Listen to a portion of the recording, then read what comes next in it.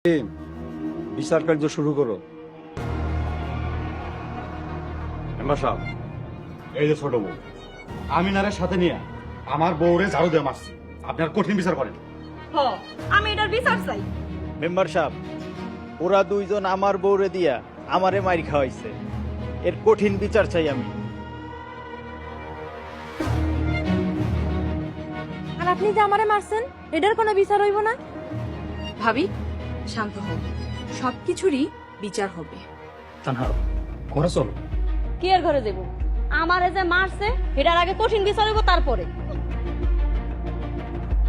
Member সাহেব, এই গুন্ডা বউ আমার সংসারটারে ধ্বংস করে দিতেছে। মেম্বার সাহেব, এই বউ আমরা আমাকে বাড়িতে রাখতে চাই না। বউ, তুমি কি আমিনারা নিয়ে জসিমের বউরে মারছো?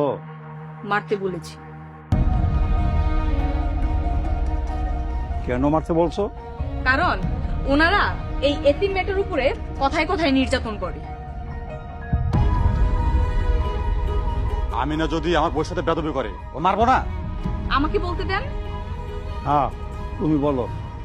আমি ঘোষণা দিয়েছিলাম যে আমিনাকে মারবে মানে আমিনার উপর নির্যাতন করবে, আমিনাও ঠিক তার সাথে সেম আচরণটাই করবে।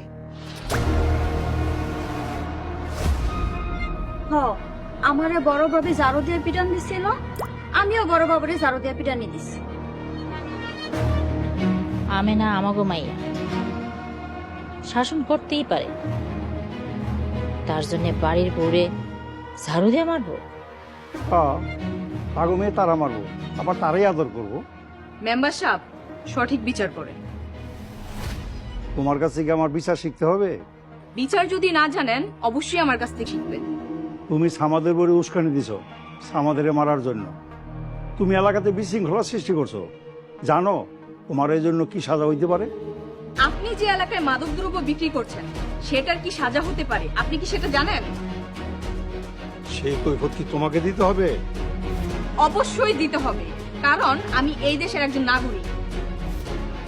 জসিমের মা, কুম্ভবাড়ির বউরে তুমি সাবধান হইতে বলো।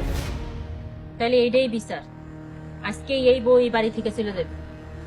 মেম্বার সাহেব, আমি এই বাড়ি থেকে যাব কি যাব না সেটা পরে দেখা যাবে, কিন্তু আপনি এলাকাতে যদি আর মাদকদ্রব্য বিক্রি করেন পালানোর জায়গা পাবেন না বলে দিচ্ছি। ধুর, কুম্ভবাড়ির বিচারই আমি করব।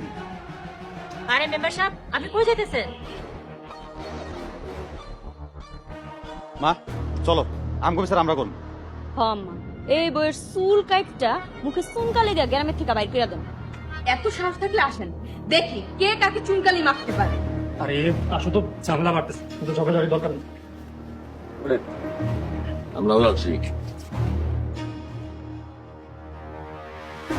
মা, আমার তো মনে হয় মাইয়া কোনো সাধারণ মাইয়া না। এটা আমি আগেই বুঝতে পারছিলাম। এখন কি করবা? বেশি বাড়াবাড়ি করলে নার্গিসকে খবর দেব। আম্মা, আপারে খবর দাও, তারপর ওই ছোট পাবেন চুল ছিড়া ওই চুল দিয়া পাতিল মাছবো। আপারে দেখলে তো শয়তানও ডরায়।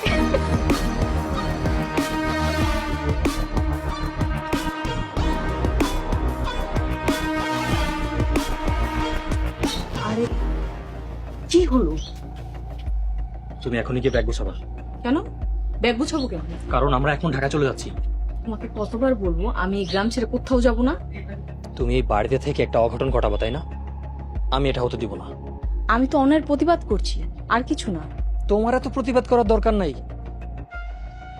এই সমাজ যদি ঠিক না হয় সমাজের অধঃপতন হবে, আর দেশ জাহান্নামে পরিণত হবে। এইসব নিয়ে তোমার চিন্তা করা লাগবে না। অনেক বড় বড় চিন্তাবিদরা এইসব নিয়ে চিন্তা করার জন্য বসে আছে।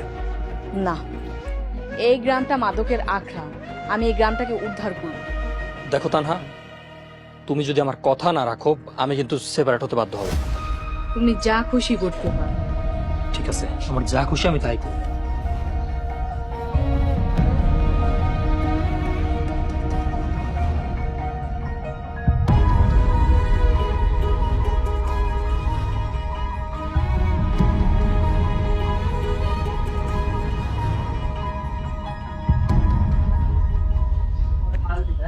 ভাবি, শফিক ভাই